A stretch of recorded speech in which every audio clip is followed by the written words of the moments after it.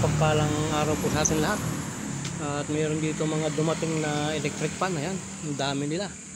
Dinala rito sa atin ang ating minamahal na customer. Bali, isang tao lamang po ang may-ari niyan. Tumambak daw ng tumambak sa kanila. At pinatingnan na daw nila ito sa magagawa. Sabi, ibenta lang daw sa magbubuti. At dinala nga po sa atin. Lahin natin itong stand fan. Ayan. Ayan, mga kinalas na. Ayan. Meron niyang metal screw rito sa likod na ito. Ayan. Yan ang kanya, makita natin yung kanyang loob. Kailangan ito yung una nating kakalasin para makita natin yung kanyang pinakamotor. So ito yung sira niyan, motor. Papalitan natin ng motor yan. Kakalasin natin siya rito sa likod. Yan. Kinalas na yan, oh. So, maluwag na. Nakalas na pala ito dati. Ayan, oh. Tingnan yung loob niya. Ayan. So, tatanggalin natin. Nilalabas natin yung motor at ating papalitan ng motor yan. Ayan. Tanggalin natin itong lock niya. Ayan. Para mahiwalay natin yung kanyang motor. Ayan, o. May tanda yan. Ayan, o. Yan, pasten, loosen. Kung saan nakaturo yung araw, doon pupunta yun. Ito, pahigpit. Ang araw papunta doon, sibigin papunta doon. Kung paluwag naman, loosen. Ang araw dito nakaturo, di so pa pag ganun. Ayan.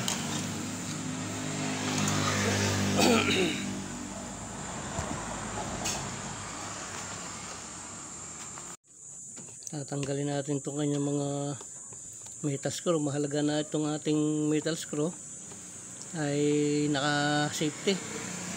Dahil pagka yan ay nawala, naku, may hirapan tayong sa pagbabalik pagka bubuhay natin. Kaya ang ginagawa ko, meron akong magnet na lagayan ito para hindi maghiwa-hiwala yung mga metal screw nya. Ayan. So ito na yun.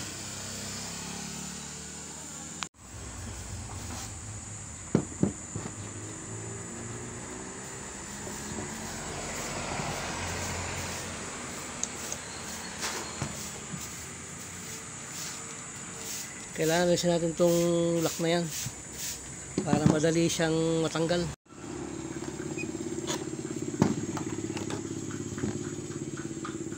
So iwanan natin itong dalawang ito rito. Pagsasaklubin natin para hindi mawala. Ayan. Para hindi mawala yung mga gamit niya. Ibabalik natin siya. Kukunin lang natin yung mga motor. So yan. Pagkasama-samahin lang natin. Balik kinuha lang natin itong kanyang motor. Ayan. Kalas-kalasin natin. Lalagyan natin siya ng tanda. Ito number 1 yan. Ayan. Sabihin ito naman yung number 1. Ayan. Ano yung mga metal screw niya? Ayan, nakakabit na lahat yan dyan. Yan, para pag inasimbol natin, alam natin yung kanyang pyesa nasa kanya. So, isusunod naman natin to. Itong isang to. Ayan, isang Eureka. Ayan, Eureka tong tatak nito. Ayan. So, ganun din ang ating gagawin dito. I-disassemble natin para makuha natin yung mga pyesa niya, ma-check natin yung motor, kung motor, papalitan natin. Ayan, tanggalin lang natin tong kanyang metal screw dito. Ganit yung kanyang metal screw, kinalawang na. So, langisan natin para lumambot-lambot siya. Ayan. Yan, palibasa nga napalambot na natin, madali na siyang matatanggal. Ayan, oh. Lumambot na siya. Ayan.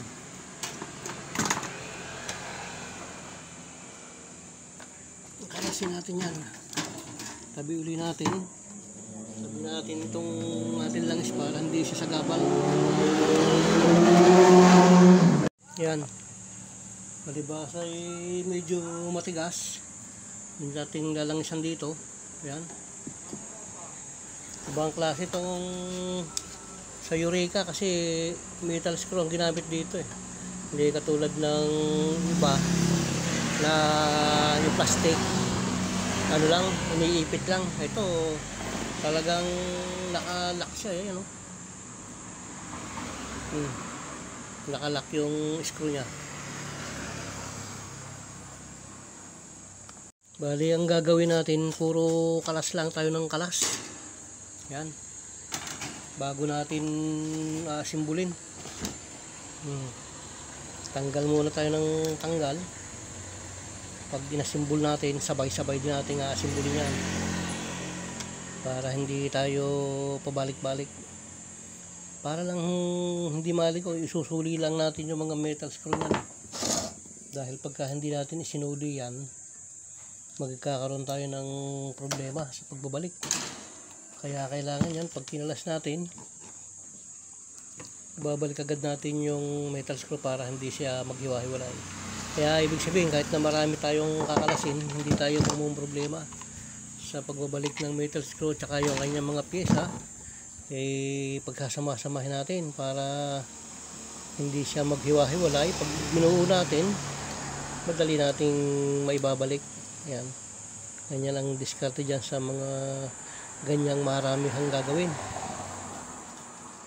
So, palibasa ito yung original pa. Titingnan natin yung status ng kanyang winding. So titingnan natin yung kanyang pyesa. Yan. Tingnan natin sa ohms. Tingnan natin. Ayun. Sira. Walang continuity. Malamang motor din to. So kalasin natin dito. Tanggalin natin tong kanyang connector dito. Sa swing arms to eh. Para mag-swing siya. Yan. Yan ang kanyang swing arm. Yan o. Tapos tanggalin natin yung kanyang torpedo. Kalasin natin. Para makita natin ang status ng winding niya.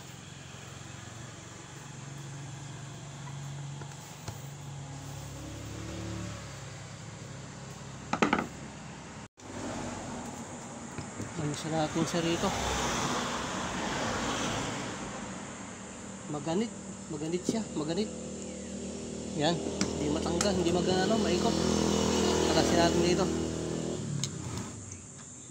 Yan, dahan-dahan lang. Pagkalas.